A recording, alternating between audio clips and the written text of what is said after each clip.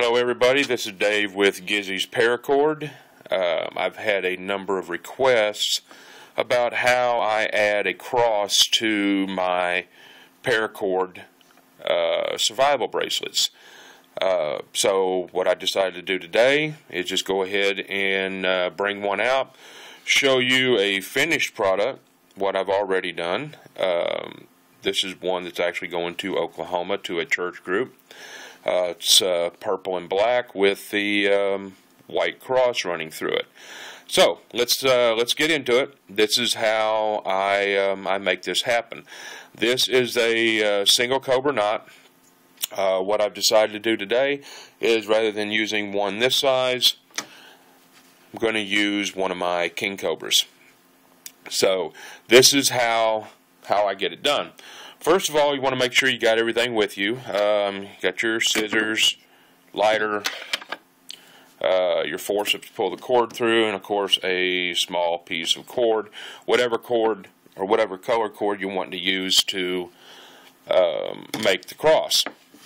So what you're going to do is you get your finished product, make sure it's all woven up the way you want it to be, and just start counting. What you're going to do is these top loops here is what you're going to count. So we've got 1, 2, 3, 4, 5, 6, 7, 8, 9, 10, 11, 12, 13, 14, 15, 16, 17 on this one side. So what we're going to do is we need 8.5. 8.5 is the middle. That's what we're looking for. So we're going to go 1, 2, 3, 4, 5, 6, 7, 8, and there's a half in that bottom loop. So I stick my forceps through there so I don't lose it. Then I count the other side. 1, 2, 3, 4, 5, 6, 7, 8.5. Okay? There is our center. So now what you want to do is get a piece of paracord, whatever color you're wanting to do. In this case, we're going to make it white.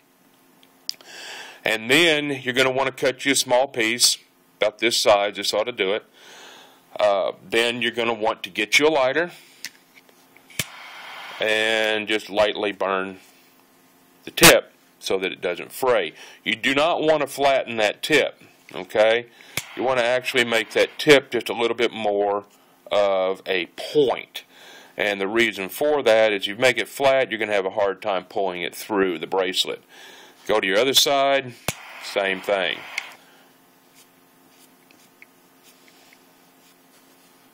Alright, then what you'll do, lightly open up the end. You don't want to stretch it too far because you don't want to pull out or stretch out your loop on your bracelet. Okay, lock down your forceps, pull it through. Okay, there's one. Now you're going to go directly above that to this top loop right here. Then what you'll do, run it from the bottom up.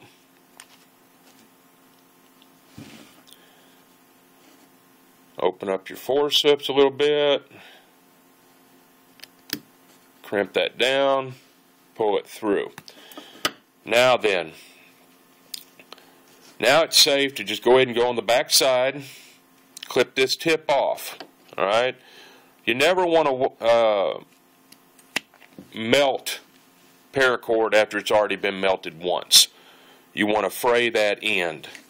So what we're going to do, you want to pull this to where it flattens out up here. Okay?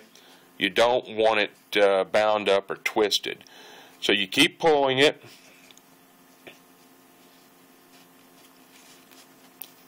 Don't pull it all the way through, but you're going to get to about right there. Okay? So there's our main piece of the cross. Then what we'll do, I'm going to come over here, and what I do is I get my scissors and I just kind of fray this end. Okay? Kind of spreads out the paracord. Don't use a lighter.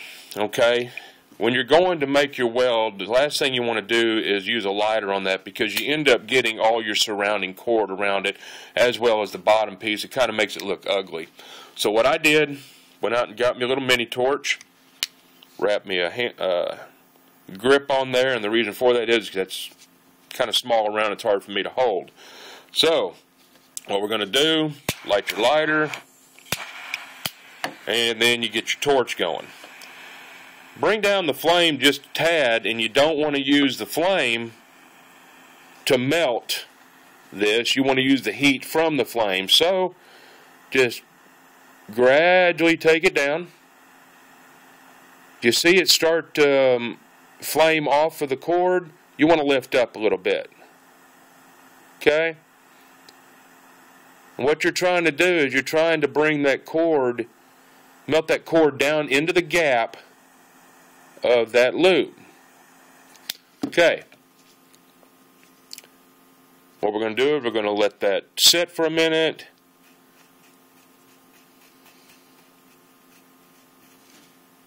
Then lightly tug that, snip it, do the same thing,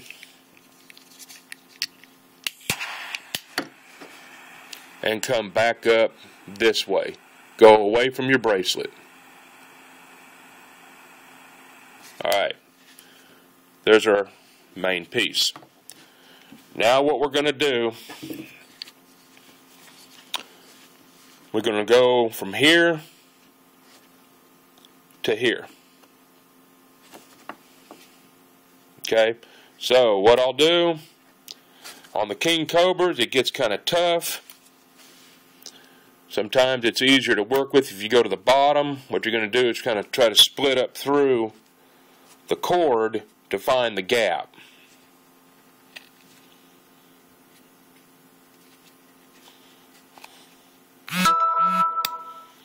Alright, now that I've got that running through there, it's going to be a little bit harder to open it up because you've got so much cord to work with. So kind of push your forceps in there a little deep and then open it up. What I like to do is I like to use my frayed end as opposed to the welded end to pull through, because it's just easier to get through the cord. Okay, so now what I'm going to do is I'm going to cut that piece off. Alright, there's one. Now what we're going to do, go the equal distance to here, and I'm going to find that gap again. Like I said, it's kind of difficult with King Cobras because you've got so much cord to work with to get your forceps through. Alright, sometimes it's easier to work through the bottom. Now then, we've got it through there. As I said before, push your forceps up in, kind of give you some room to open it up. Then pull it through. Now then, now what you want to do, what I do, fold that back, put my thumb on it, and I pull it tight. Now I know that as I pull tight, it's not going to pull through, and it's also going to straighten it out. So what I'll do now, I'll clip this end, I'll fray that cord, then as I said, don't hit it with the flame, just use the heat from the flame.